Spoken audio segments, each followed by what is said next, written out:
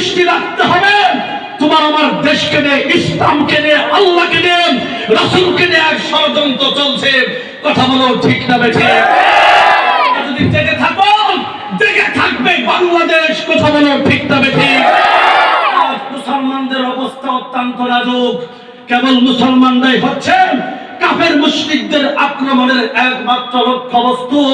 তাজ কাউকে ব্যাখ্যা করে বোঝানোর অবকাশ রাখে না।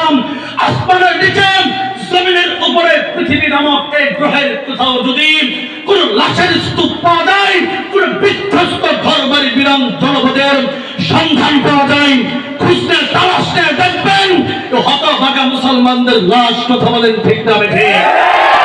দিকে নির্যাতিত, নিষ্পেষিত মুসলমানদের আত্মচিৎকার, বিশ্ব মুসলমানদের নাম নেশানাকে চিরতরে মুছে দেওয়ার জন্য নিক্ষেপ করা হচ্ছে হাজার হাজার টন বোমা।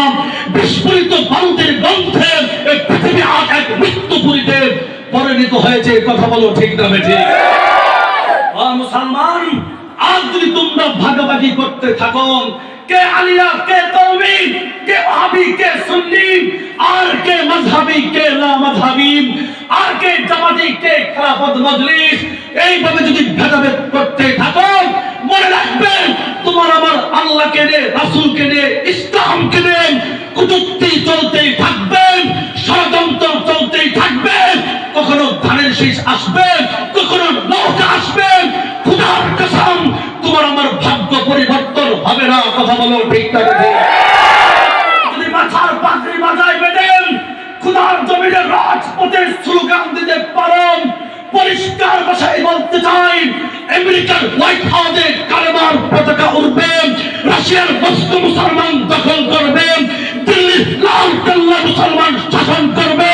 খোদার কসম, গোটা পৃথিবীর রাজ শক্তি মুসলমানের পয়সাস্তান রুচিয়া করতে বাধ্য হবে। কথা বলো ঠিক না বেঠিক? প্রস্তুত আছে তো ইনশাআল্লাহ? দিন রক্ষা করার জন্য, রাসূলের ইজ্জত হেফাজতের জন্য প্রস্তুত আছে তো ইনশাআল্লাহ?